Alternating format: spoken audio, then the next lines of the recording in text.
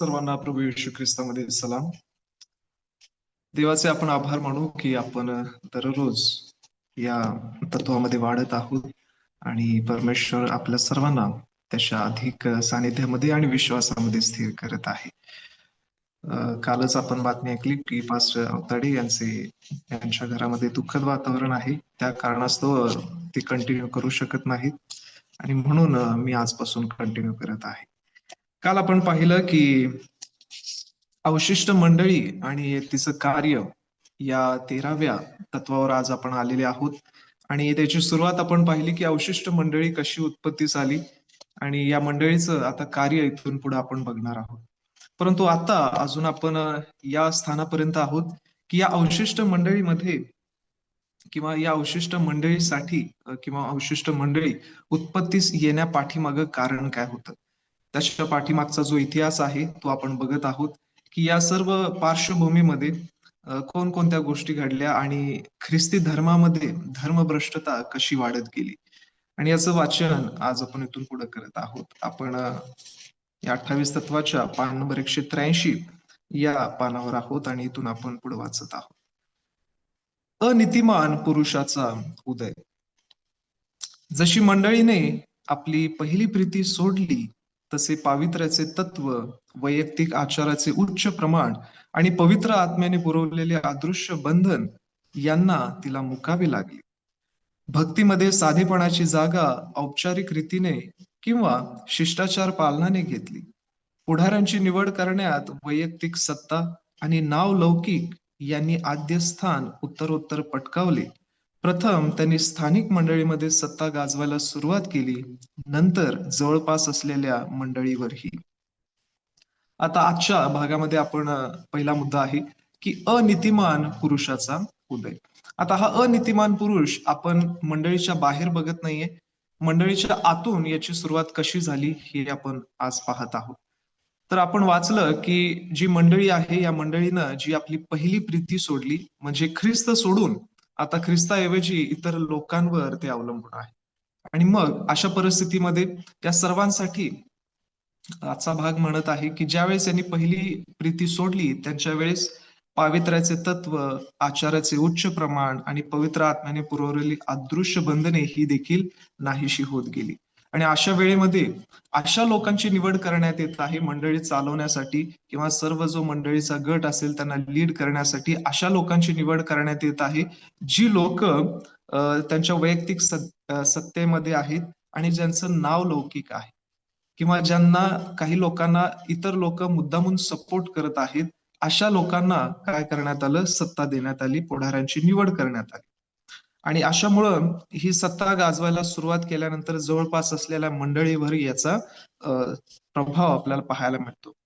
पवित्र आत्म्याच्या मार्गदर्शनाखालील स्थानिक मंडळीचा कारभार अखेरीस संपुष्टात येऊन त्या ठिकाणी प्रत्येक सभासद ज्याला जबाबदार आहे आणि ज्याच्यावर त्याचा उद्धार अवलंबून आहे अशा हुकुमशाही बिशपच्या हाती गेला. त्याच्यानंतर पुढारी पण सेवा करण्यासाठी नसून अधिकार गाजवण्यासाठी आहे अशी विचारसरणी झाली. आपण दररोज शिकत आहोत आणि हा भाग पाहत आहोत की आपला आध्यात्मिक स्तर वाढावा, परंतु विशेषतः आजचा दिवस आणि येणाऱ्या काही दिवसामध्ये आपण थोडा इतिहास बघत आहोत. आणि या इतिहासामध्ये आपल्याला हे लक्षात येत आहे की एक व्यक्ती ज्याची निवड सर्व लोकांना आध्यात्मिक रीतीनं वाढवण्यासाठी आहे, तर असा व्यक्ती जो आपले अधिकार घेऊन येत आहे, आपली सत्ता घेऊन येत आहे, आणि अशा व्यक्तीला ज्यावेळेस सर्व लोकांनी त्या ठिकाणी निवड करून दिलं, पुढारी पण दिलं, आजचा भाग आपल्याला सांगत आहे की ही पुढारी पण सेवा करण्यासाठी नसून अधिकार करण्यासाठी त्यांच्याजवळ आली असा भ्रम त्यांच्या मनामध्ये येऊ लागला. म्हणजे ज्यावेळेस बिशपची महत्वाचा अधिकारी म्हणून निवड करण्यात आली, या बिशप जवळ अशी सत्ता किंवा असा अधिकार आहे जो सर्वांवर रूल करू शकतो. प्रत्येक गोष्टीचा अधिकार आज त्याच्याजवळ होता. आणि मग धार्मिक गोष्टी सोडून किंवा देवाला उंचावण्याऐवजी स्वतःचा अधिकार जास्त मोठा करण्यासाठी त्यांचं मत पडत गेलं. विशेष म्हणजे सर्वांचा दास आहे असे म्हणण्यास कोणीही तयार नव्हते. ख्रिस्त जो आपल्या सर्वांसाठी एक दास म्हणून आला, देवाचं वचन आपल्याला सांगत आहे की परमेश्वर किंवा देवाचा पुत्र हा सेवा करून घ्यावयास नाही, परंतु सेवा करावयास आला आहे. परंतु त्यावेळची ही बाब आहे, तो क्षण आहे की जिथं बिशप अधिकार करण्यासाठी किंवा सेवा करून घेण्यासाठी हा अधिकार आपल्या हातामध्ये घेत आहे. आणि याचमुळे पर्यायानं प्रभू आणि व्यक्ती यांच्यामध्ये मध्यस्थी करणाऱ्या याजकांची परंपरा अंमलामध्ये आली. इथून पुढे सुरुवात झाली. त्यांनी लागू केलं की आता ख्रिस्तामध्ये आणि लोकांमध्ये किंवा व्यक्तींमध्ये एक मध्यस्थी असेल, तो याजक हा पृथ्वीवरील असेल. जिथं आपल्याला लक्षात येतं की ख्रिस्तामध्ये जुन्या करारातली जी काही सेवा आहे ती पूर्ण होते. जी याजकाची सेवा असेल किंवा निवास मंडपातली सेवा असेल ती ख्रिस्तामध्ये पूर्ण होते आणि स्वर्गीय सेवा सुरू होते. परंतु जी पृथ्वीवरील सेवा आहे ती आता ख्रिस्तापर्यंतच आहे, जी स्वर्गामध्ये चालू आहे. पण बिशपद्वारे किंवा पोपद्वारे लक्षात येत आहे की या लोकांनी ही सत्ता आपल्या हातामध्ये घेतली आणि स्वतः मध्यस्थी बनत आहेत की तुमच्यामध्ये आणि परमेश्वरामध्ये जर कोणताही संवाद असेल किंवा कोणतंही नातं असावयास हवं तर ते याजकाद्वारे असेल किंवा पोप किंवा बिशपद्वारे असेल. ही गोष्ट त्यावेळेस अंमलामध्ये आणण्यात आली. स्थानिक मंडळी आणि व्यक्ती यांचे महत्व जसे कमी झाले तसे ख्रिस्ती धर्मात रोमचा बिशप सर्वश्रेष्ठ सत्ताधारी म्हणून उदयास आला. बादशहाच्या मदतीने हा सर्वश्रेष्ठ बिशप किंवा पोप याला विश्वव्यापी मंडळीचा दृश्य प्रमुख गणण्यात आले आणि जगातील मंडळीच्या सर्व पुढाऱ्यावर त्याचे वर्चस्व राहिले. विचार करा की एक व्यक्ती जगातील सर्व मंडळीचा अधिकारी होऊ शकतो. कोणालाही आनंदच वाटेल की जर इतका मोठा अधिकार आपल्या जवळ आहे. परंतु हीच खरी वेळ असते ज्या वेळेमध्ये आपली परीक्षा होते की जर कोणता अधिकार आपल्याला देण्यात येत आहे तर त्या अधिकाराद्वारे आपण इतरांचं भलं करत आहोत का स्वतःला उंच करत आहोत. जे सैतानाच्या मनामध्ये आलं तोच भ्रम किंवा तोच गर्व या ठिकाणी देखील आपल्याला लक्षात येत आहे की बिशप किंवा जे पोप सत्ता आहे ते स्वतःचे अधिकार किंवा स्वतःच्या सर्व गोष्टी मांडत आहेत. पोप सत्तेच्या अधिकाराखाली ख्रिस्ती मंडळीत आणखी खोलवर धर्मभ्रष्टता वाढली. मंडळीचा जसा अधिक लौकिक वाढला तसेच ती ढासळू देखील लागली. जीवन प्रमाण घसरल्यामुळे परिवर्तन न झालेल्यांना मंडळीत हायसे वाटले. खऱ्या ख्रिस्ती धर्माचे अल्पशा ज्ञान घेऊन मोठ्या जमावाने मंडळीत नामधारी प्रवेश केला आणि आपल्या बरोबर आपली विधर्मी तत्वे, मूर्ती, उपासना पद्धत, सण, उत्सव आणि संकेत मंडळीमध्ये आणण्यात आले. इथं आपल्या सर्वांनी थोडंफार लक्ष द्यायचं आहे. समजून घ्या की पोप सत्तेच्या अधिकाराखाली जी धर्मभ्रष्टता आहे ती जास्त वाढत गेली. आता सुरुवातीला तर आपल्याला असं लक्षात येतं की ख्रिस्ती धर्म त्यावेळेस वाढत गेला. ख्रिस्ती धर्माचा हा एक लीडर आहे जो सर्वांना लीड करत आहे. परंतु त्याच वेळेमध्ये त्यांनी असे अधिकार मांडले की ज्या अधिकारामुळे अनेक लोकांना मुद्दामून ख्रिस्तामध्ये यावं लागत आहे. याला आपण नामधारी ख्रिस्ती पण म्हणतो. आज आपल्या देखील मंडळीमध्ये अनेक वेळेस नामधारी ख्रिस्ती आपल्याला दिसून येतात. आता हे नामधारी ख्रिस्ती म्हणजे काय की कोणत्या तरी कारणासाठी ते ख्रिस्ताजवळ आलेले आहेत. तारण सोडून इतर कोणत्याही कारणासाठी जर ख्रिस्ताकडे आपण आलेले आहोत तर याला आपण नामधारी ख्रिस्ती पण म्हणतो. किंवा इतर कोणीतरी आपल्याला फोर्स करत आहे, घरातले आपल्याला चल म्हणत आहेत किंवा आपला सोबती असेल किंवा कोणी असेल, दुसऱ्यामुळे जर आपण ख्रिस्तामध्ये मंडळीमध्ये येत आहोत तर आपण नामधारी आहोत. जर आपलं वैयक्तिक तारण, आपलं वैयक्तिक नातं ख्रिस्ताशी आहे, आपण वैयक्तिक रीतीनं ख्रिस्ताला ओळखता आणि मग मंडळीमध्ये सेवा करण्यासाठी येत आहात तर आपण म्हणू शकतो की आपण खरे ख्रिस्ती आहोत. पण ज्यावेळेस परिवर्तन न झालेली लोक मंडळीमध्ये येत गेले, त्यांच्या अल्पशा ज्ञानामुळं जमावामध्ये फक्त नामधारी प्रवेश होत गेला. कारण त्यांना योग्य ज्ञान नाहीये, योग्य समज नाहीये की नेमका ख्रिस्त काय आहे. आणि हे नेहमी लक्षात ठेवावं की आपली मंडळी ही अवशिष्ट मंडळी आहे आणि या अवशिष्ट मंडळीचा जर आपण सभासद होत आहोत, जर एक भाग होत आहोत, तर सर्व ज्ञानानं परिपूर्ण होऊन मग बाप्तिस्माच्या रूपानं आपण या मंडळीमध्ये प्रवेश करावा. जर असं नाही झालं तर हा भाग आपल्याला सांगत आहे की त्यामुळं त्यांच्याद्वारे त्यांनी आपली विधर्मी तत्वे, मूर्ती, उपासना पद्धत, सण, उत्सव आणि इतर सर्व संकेत मंडळीमध्ये आणले. आज ख्रिस्तीपणामध्ये किंवा काही मंडळांमध्ये असे सण, असे उत्सव, अशा पद्धती आहेत, मूर्तीपूजा आहे, आणि इतर तत्वे आहेत जे शास्त्राशी जुळत नाहीत, जे ख्रिस्तानं आपल्याला सांगितलेले नाही.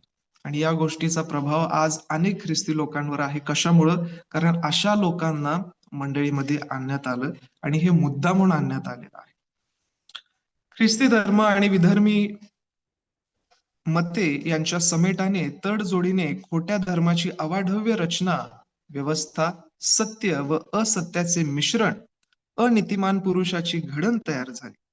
दुसरे थेसलोनिकच्या 2ऱ्या अध्यायातील भाकीत व्यक्तीला दोष देत नाही, परंतु ज्या धार्मिक व्यवस्थेने ही महान धर्मभ्रष्टता आणली तिचे प्रदर्शन करते.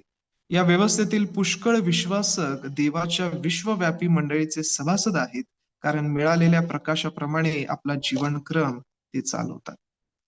परंतु तरी देखील असे काही सभासद आहेत जे खरोखर वचनाद्वारे आलेले आहेत आणि त्यांच्याद्वारे विश्वासाद्वारे किंवा ते स्वतःहून प्रकाशाप्रमाणे आपलं जीवनक्रम चालवत आहेत.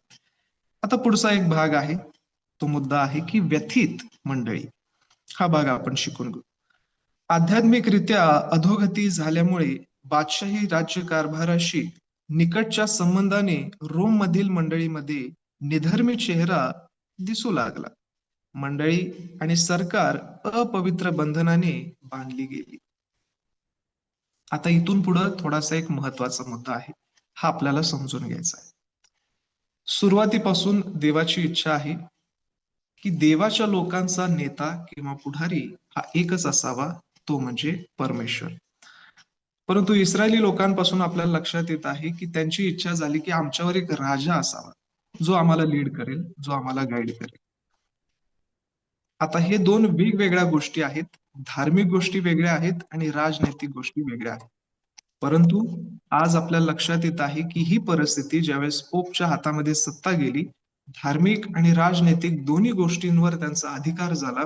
या दोन्ही गोष्टी ज्या वेगवेगळ्या आहेत त्या एकत्र चालू शकत नाही, परंतु त्यांनी एकत्र आणण्याचा प्रयत्न केला आणि या राजनैतिक गोष्टीमुळे त्यांचं वर्चस्व वाढत चाललेलं आहे. धार्मिक गोष्टींपेक्षा जास्त इतर अधिकार जास्त मिळत गेल्यामुळे त्यांच्या मनामध्ये अधिक मोह येत आहे की आपण अजून लोकांपर्यंत सत्ता गाजवू शकतो. म्हणून आपल्या मंडळीसाठी मार्गदर्शन असतं की आपण या दोन्ही गोष्टी वेगळ्या ठेवाव्यात, या एकत्र आणू नयेत. आपण किंवा आपल्या मंडळीसाठी हे मार्गदर्शन असतं की आपण जास्त राजनैतिक गोष्टीमध्ये पडू नये किंवा त्या गोष्टींशी जास्त संबंध ठेवू नये. आपल्याला पुढे एक मुद्दा देखील येईल, स्टेट वर्सेस चर्च या दोन गोष्टी असतात. या दोन्ही गोष्टींमध्ये आपल्याला लक्षात येईल की हे कसे विरुद्ध आहेत आणि या गोष्टीमुळे मंडळीच्या तत्वावर कसा प्रभाव पडतो, जो या काळामध्ये पडला की जे देवाचं शिक्षण आहे, जे देवाची तत्व आहेत, जे शास्त्राचं सांगणं आहे त्याच्यापेक्षा जास्त राजनैतिक गोष्टीमुळे अधिकार आपल्याला मिळत असल्यामुळे या सर्व गोष्टी दबावाखाली आल्या आणि खाली पडत गेल्या. म्हणून या गोष्टी वेगळ्या आहेत. जर आपण धार्मिक गोष्टीमध्ये आहोत तर धार्मिक गोष्टींमध्ये चालावं, जर राजनैतिक गोष्टीमध्ये आहोत तर त्याच्यामध्ये आपण असावं. एकत्र जर करत आहोत तर देवाचं वचन खाली जात आहे. हा भाग आपण पाहत आहोत आणि लक्षात येत आहे की मंडळी आणि सरकार अपवित्र बंधनाने बांधली गेली, कारण या दोन गोष्टी एकत्र चालू शकत नाहीत. मंडळीचे एक वजनदार आद्य पिता ऑगस्टाईन यांच्या देवाची नगरी या उत्कृष्ट ग्रंथामध्ये सकल विश्वावर सत्ता गाजवणाऱ्या विश्व मंडळीचे आदर्श विदित केले आहे. ऑगस्टाईनच्या विचारसरणीने मध्ययुगातील पोपच्या ईश्वरविषयक धर्मज्ञानाचा पाया रचला. ऑगस्टाईन आपल्याला जर माहित असतील, त्या काळातले उत्तम असे लेखक आहेत. त्यांच्या लेखांमध्ये किंवा ग्रंथामध्ये आपल्याला पाहायला मिळेल की त्यांनी पोप बद्दलच्या सर्व गोष्टी लिहून ठेवलेल्या आहेत, कारण ते स्वतः या गोष्टीचे साक्षीदार होते. त्यांनी या सर्व गोष्टी स्वतःहून पाहिलेल्या आहेत. इसवी सन 533 साली जस्टिनियन कायद्यात पत्राद्वारे बादशहा जस्टिनियनने रोमचा बिशप सगळ्या मंडळांचा प्रमुख असल्याचे घोषित केले. पाखंडी मतवाल्यांना बाजूला टाकण्यासाठी त्यांनी पोपला मान्यता दिली. आता हा एक बादशाह आहे, एम्परर आहे, ठीक आहे, जस्टिनियन. यानं आता पोपला सर्व अधिकार दिलेला आहे की सर्व मंडळीवर एक व्यक्ती अधिकारी असेल, ज्याला पोप म्हणण्यात येईल. इसवी सन 538 साली जस्टिनियनचा सेनापती बेलिसरियस याने रोमची सुटका केली, तेव्हा ऑस्ट्रोगॉसच्या ताब्यातून रोमच्या बिशपचीही मुक्तता केली. कारण अॅरिझिनम अॅरिझिनमने कॅथलिक मंडळीवर बंधन घालून तिचा विकास खुंटवला होता.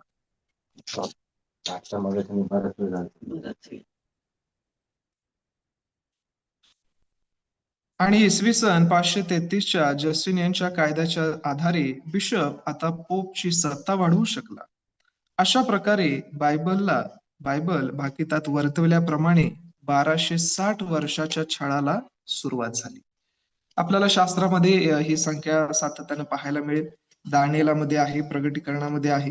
1260 दिवस 1260 दिवस म्हटलेले आहेत, परंतु आपण भविष्यवाणीनुसार एक दिवस हा वर्षाप्रमाणे गणतो. म्हणजेच 1260 दिवस हे 1260 वर्ष आहे, ज्याची सुरुवात 538 पासून सुरू होत आहे ते 1798 पर्यंत. शोकांतिका ही आहे की सरकारच्या सहाय्याने मंडळी आपले कायदे कानून आणि शिकवण इतर सर्व ख्रिस्ती लोकांवर लादण्याचा प्रयत्न करू लागले. छळाच्या भीतीने पुष्कळांनी आपली विश्वासाची शरणागती पत्करली, परंतु इतर जे पवित्र शास्त्र शिकवणीशी एकनिष्ठ राहिले त्यांचा तीव्र छळ करण्यात आला. ख्रिस्ती जग रणांगण बनले. देवाच्या नावासाठी पुष्कळांना तुरुंगात डांबले किंवा त्यांना देहात शासन देण्यात आले. 1260 वर्षाच्या छळाच्या कारकिर्दीत लाखो विश्वासकांचा असह्य छळ करण्यात आला. बहुतांना ख्रिस्तावरील एकनिष्ठेसाठी प्राणाहुती द्यावी लागली. आता इथं आपल्याला लक्षात येत आहे की हा भाग आपण का शिकत आहोत, का बरं आपल्याला इतिहास गरजेचा आहे, आणि का रोमी लोकांवर किंवा पोप लोकांवर आपण काय करत आहोत, या गोष्टी पुढे घेऊन येत आहोत. याचं महत्वाचं कारण असं आहे की जिथं त्यांचे अधिकार वाढत गेले, अनेक लोकांना त्यांनी मुद्दामून ख्रिस्ती धर्मामध्ये आणलं यासाठी की त्यांच्यावर त्यांचं अधिकार असावा. परंतु त्याच वेळेस असे काही ख्रिस्ती लोक आहेत जे देवाच्या वचनाशी एकनिष्ठ आहेत. त्यांना लोकाच्या किंवा रोमी सत्तेच्या किंवा पोपच्या अधिकारापेक्षा देवाचा अधिकार किंवा देवाचं वचन जास्त महत्वाचं आहे. ते देवाशी एकनिष्ठ राहिल्यामुळं त्यांना प्राणाहुती द्यावी लागली किंवा त्यांना स्वतःचा प्राण द्यावा लागला. त्यांच्यावर छळ करण्यात आला जे रोमी लोकांचं किंवा म्हणा पोप लोकांचं किंवा बिशपचं ऐकत नाहीत. आज आपल्यावर अशी काही बंधनं नाहीत, बरोबर. आज आपल्याला असं कोणी मुद्दामून सांगत नाही की हे तुम्ही केलंच पाहिजे. आज सर्व गोष्टी आपल्यावर सोडण्यात आलेल्या आहेत की तुम्ही सांगण्यात येतात या गोष्टी करा किंवा या गोष्टी करू नका, परंतु शेवटी पॉवर ऑफ चॉईस आपली आहे, निवड आपली आहे. पण ती वेळ अशी होती ज्या वेळेमध्ये लोकांना असं सांगण्यात आलं आहे की जर ही गोष्ट केली नाही तर तुम्हाला प्राण मुकावे लागतील. आणि जर आपण ख्रिस्ताशी विश्वासू आहोत तर कदाचित तो व्यक्ती काय करत आहे, प्राण देखील देण्यासाठी मागे पुढे पाहत नाही. आणि अशा वेळेस ज्यावेळेस लोकांना असे विशेष करून गोष्टी लादण्यात आल्या, अनेकांना तुरुंगामध्ये डांगलेलं आहे, तसंच अनेकांना देहामध्ये शासन करण्यात आलं. आणि या 1260 वर्षाच्या कारकिर्दीत अनेक लाखो विश्वासकांचा असह्य छळ झाला. सांडलेल्या रक्ताच्या प्रत्येक थेंबाचा डाग देव आणि येशू ख्रिस्ताच्या नावावर पाडण्यात आला. या निर्दय छळाने ख्रिस्ती धर्माची जी भयंकर हानी झाली तशी कशानेही झाली नाही. मंडळीच्या कृत्याद्वारे देवाच्या स्वभावाचे विकृत आणि विपर्यस्त चित्र रेखाटण्यात आले. पर्गेटरीची शिकवण आणि सार्वकालिक यातना यांच्या शिकवणीमुळे अनेकांनी ख्रिस्ती धर्म झिडकारून टाकला.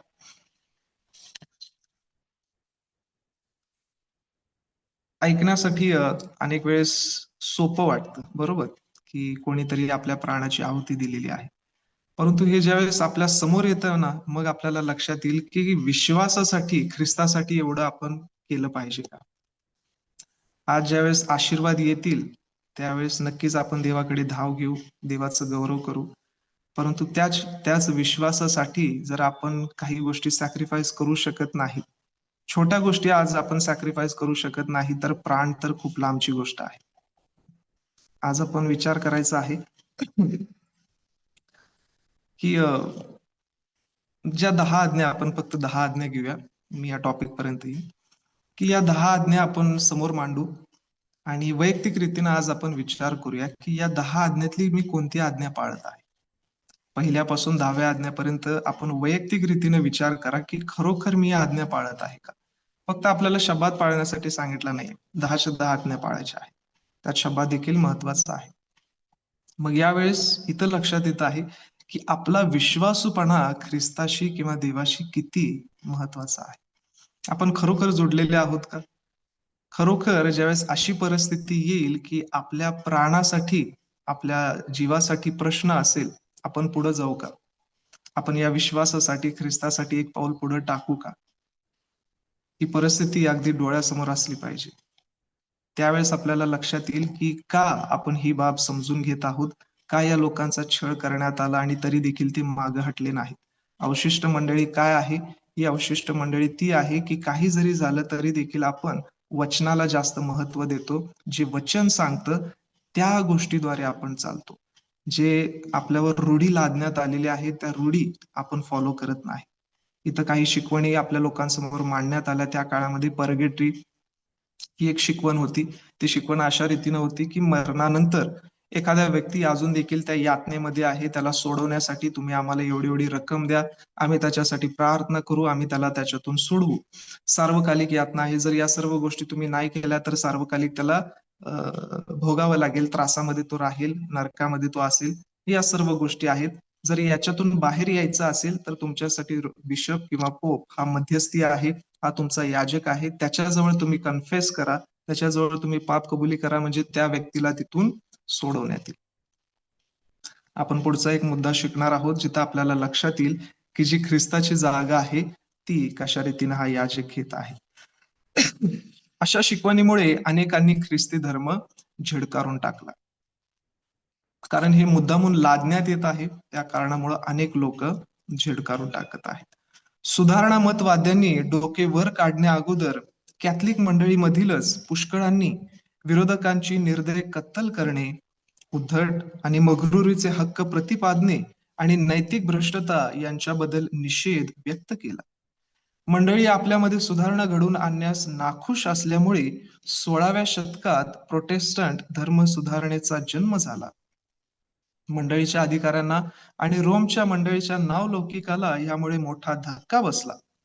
सुधारणमतवादी मोहीम निपटून काढण्यासाठी पोपने रक्तपात करण्याचे सत्र अवलंबिले, परंतु त्यावेळी ते नागरिक आणि धार्मिक स्वातंत्र्य लढ्यामुळे हळूहळू पराजित झाले. आपण काल ऐकलं होतं, पास्टरांनी आपल्याला सांगितलं की काही अशी लोक आली ज्या लोकांमुळे धर्म सुधारणा सुरू झाली. आता 16व्याचं शतक ज्यावेळेस सुरू झालं, या 16व्या शतकामध्ये, दशकामध्ये पाहायला मिळत आहे की अशी लोक आलेली आहेत जे सुधारणा घेऊन आले, रिफॉर्मेशन घेऊन आले, ज्यांनी अभ्यास केला की वचन तर आपल्याला असं सांगत आहे, परंतु ही लोक आपल्याला असं या गोष्टी मांडत आहेत. मंडळी आपल्याला ही गोष्ट शिकवत आहे जी वचनाशी मॅच करत नाही. आपला विश्वास दुसऱ्याच्या शिकवणीवर असू नये. ही गोष्ट अंडरलाईन करा की आपला विश्वास हा दुसऱ्याच्या शिकवणीवर अवलंबून असू नये.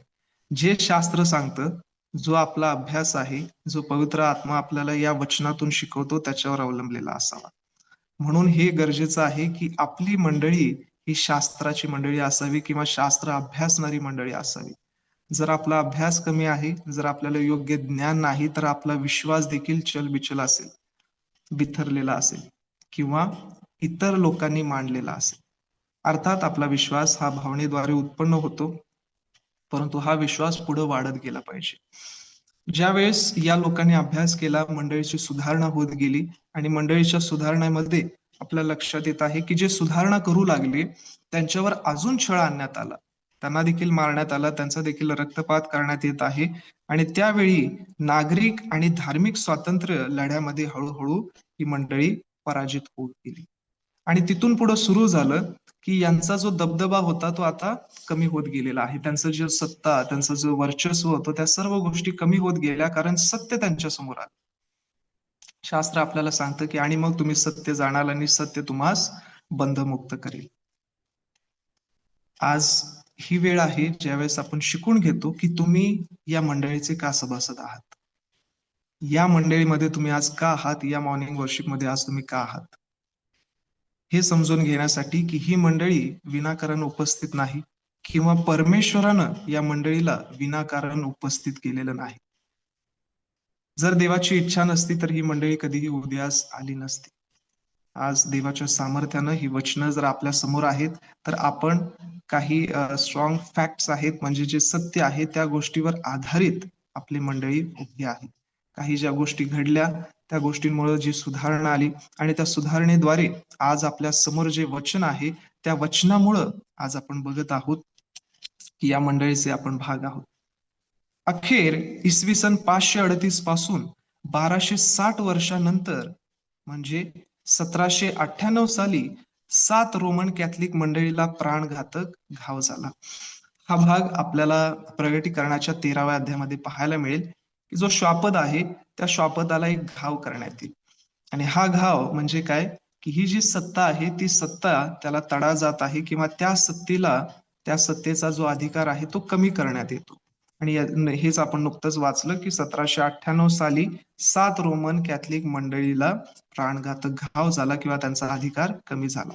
आपण सुरुवातीला काय वाचलं होतं की यांच्याकडे, रोमकडे किंवा बिशपकडे सर्व जगातील सर्व मंडळींचा अधिकारी नेमण्यात आले, म्हणजे सर्व मंडळी ही त्याच्या अधिकाराखाली असेल. समजून घ्या की एवढा सर्व अधिकार आणि 1260 वर्ष ज्यावेळेस कंप्लीट होतात तेव्हा त्यांच्यावर प्राणघातक घाव देखील होतो. कदाचित आपल्यापैकी असे काही जण असतील की या सर्व गोष्टी डोक्याच्या वरून जात असतील. हा भाग नक्कीच असू शकेल. पण ज्यावेळेस आपण भविष्यवाणी शिकतो, या भविष्यवाणीतून प्रत्येक भाग आपण घेत आहोत. दानियल, प्रगटीकरण, त्याच्यामध्ये काय लिहिलेलं आहे आणि या ज्या संख्या आहेत, ही जी तारीख आहे, या तारखेचा सर्व जो मेळ बसतो, या मेळाद्वारे आपल्याला लक्षात येतं की जो काही अभ्यास आपण करत आहोत, जे काही आपण शिकत आहोत, ते सर्व अगदी ऍक्युरेट बसतं. म्हणून आपण या सर्व गोष्टींमध्ये आहोत. पुढे जाऊया. इटलीच्या नेपोलियनच्या सैन्याने नेत्रदीपक विजय मिळवल्यामुळे पोपला फ्रेंच क्रांतिकारक सरकारच्या दयेखाली ठेवण्यात आले. ज्याच्याशी समेट घडवून आणता येणार नाही असा हा रोमन धर्म असून तो प्रजासत्ताक राज्याचा शत्रू आहे, अशी धारणा फ्रेंच क्रांतिकारक सरकारची होती.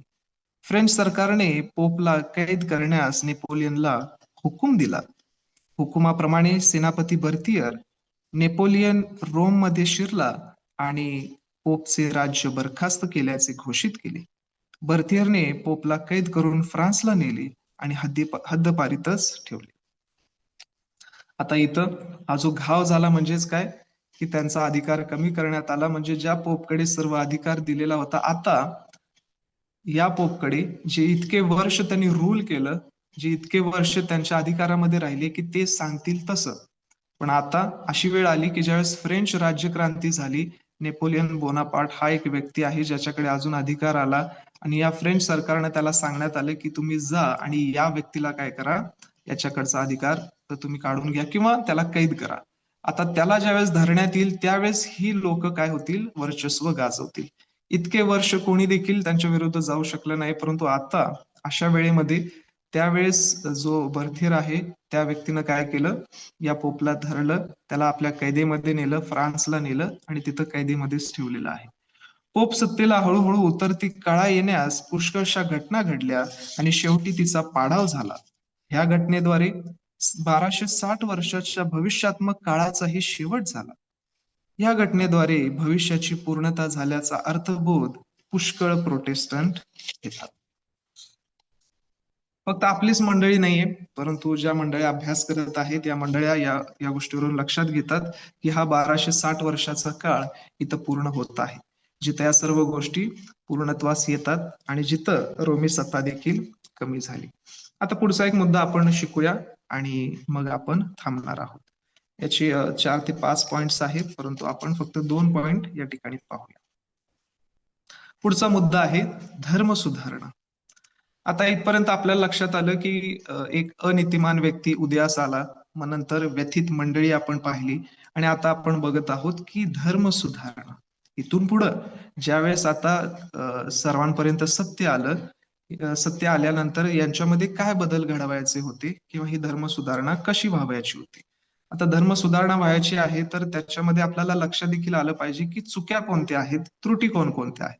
ते लक्षात आलं तर आपल्याला सुधारणा करण्यात येतील.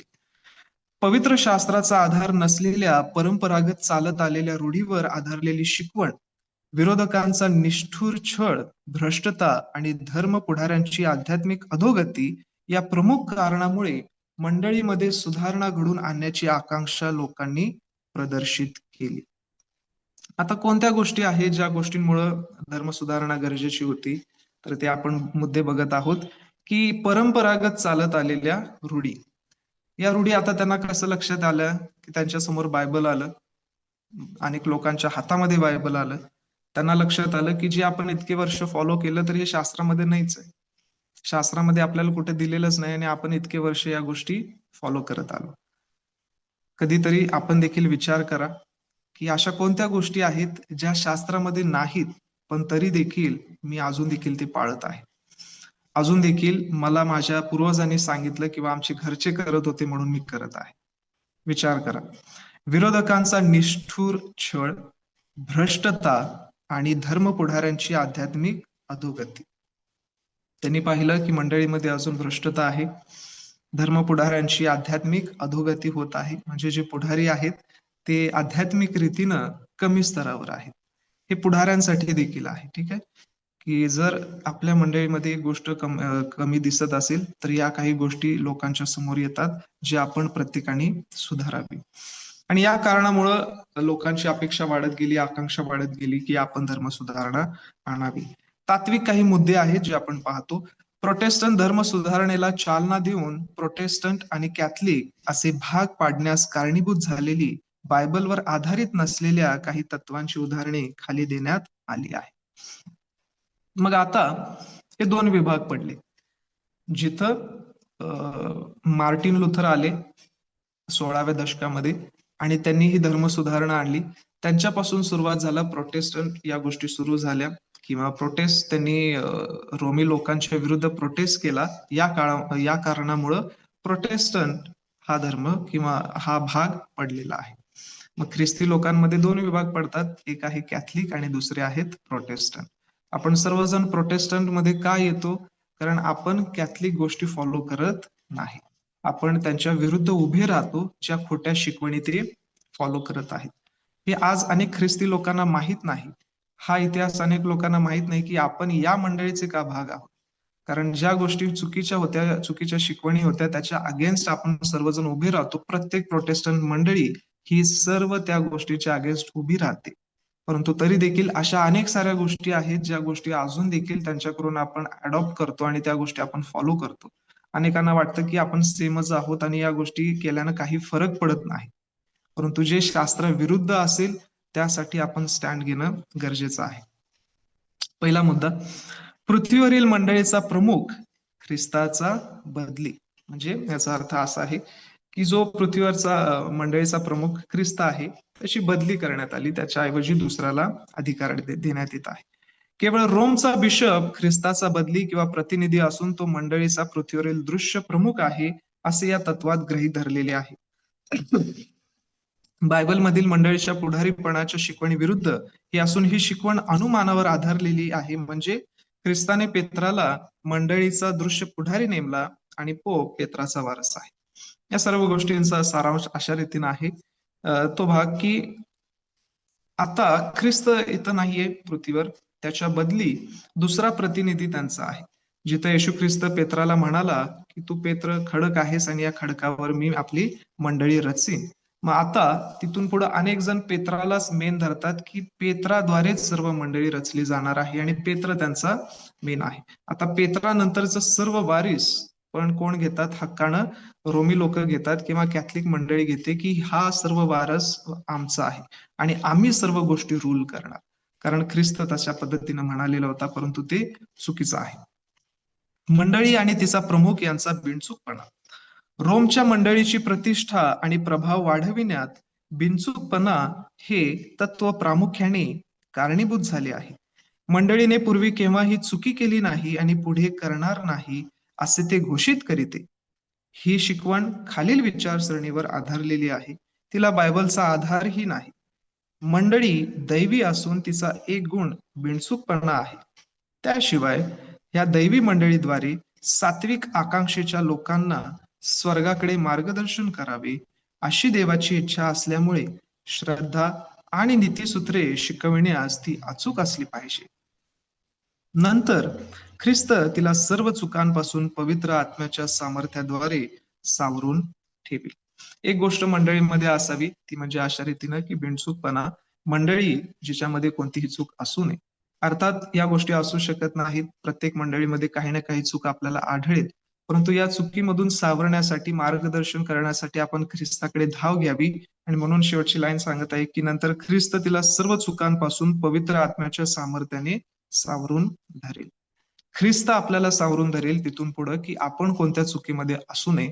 कारण मंडळी ही बिनचूक असावी किंवा त्याच्यामध्ये कोणताही चुकीपणा असू नये. ज्या सिद्धांताने मानवाची भ्रष्टता नाकारली जाते त्या तर्कशुद्ध उपसिद्धांतानुसार मंडळीचे पुढारी सुद्धा अचूक असले पाहिजेत. त्या अनुषंगाने कॅथलिक साहित्यात त्यांच्या पुढाऱ्यांचा दैवी विशेष हक्क ध्वनित करण्यात आला आहे. आता हा एक भाग त्यांच्यामध्ये मांडण्यात आला होता तो अशा रीतीनं की मंडळी कधी चुकू शकत नाही. ठीक आहे. मग हे कोणत्या आधारावर ते घेत होते आता आपण हा भाग कॅथलिक मंडळीसाठी लागू करत आहोत. तो अशा रीतीनं की त्यांच्या सिद्धांतानुसार की कॅथलिक गोष्टींमध्ये दैवी हक्क हा पुढाऱ्यांना देण्यात आलेला आहे. म्हणजे रोमला पोपला देण्यात आलेला आहे. आणि जर हा दैवी हक्क आमच्याकडे आहे तर आम्ही चुकू शकत नाही. आणि म्हणून आम्ही जे काही सांगत आहोत ते तुम्ही फॉलो करा. हा सर्व भाग मुद्दामून ज्यावेळेस लादण्यात येतो या सर्व गोष्टी आपल्याला लक्षात येतात की या त्रुटी होत्या ज्याच्या धर्म सुधारण्याची आवश्यकता त्यावेळेस मंडळीमध्ये होती.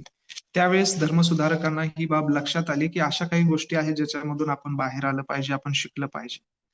आज आपण इथपर्यंत थांबत आहोत, शिकत आहोत की आपल्याला अजून कोणत्या धर्म सुधारण्याची गरज आहे. आपण शिकत आहोत की कोणत्या गोष्टींमध्ये धर्म सुधारणा करण्यात आलेली आहे. अजून काही असे मुद्दे आहेत ज्याच्यातून आपल्याला लक्षात येईल की ही अवशिष्ट मंडळी या मंडळीचे जे तत्व आहे ते तत्व का मांडण्यात आलेले आहे. आजच्या भागाद्वारे आपण सर्वजण प्रयत्न करूया की आपण ज्यावेळेस आपल्या समोर अशी परिस्थिती येईल की ज्या परिस्थितीमध्ये आपल्याला निवडायचं आहे की विश्वास का आपण स्वतः, त्यावेळेस आपण काय करणार आहोत. अशा मंडळीमध्ये आज आपण आहोत जी मंडळी सत्यावर आधारित आहे आणि फक्त वचनावर आधारित आहे. अशा मंडळीमध्ये आज जर तुम्ही उपस्थित आहात, या तत्वांचा अभ्यास घेत आहात तर याच्यामध्ये आपण सर्वजण दृढ असूया, पूर्णपणे स्थिर असूया आणि येणाऱ्या दिवसामध्ये देखील जगिक सत्तेला बळी न पडता आपण देवाच्या वचनाला उंच करूया. परमेश्वर आजच्या सर्व भागाद्वारे आपल्या सर्वांना आशीर्वादित करू. आभारी आहे बाळक साहेब.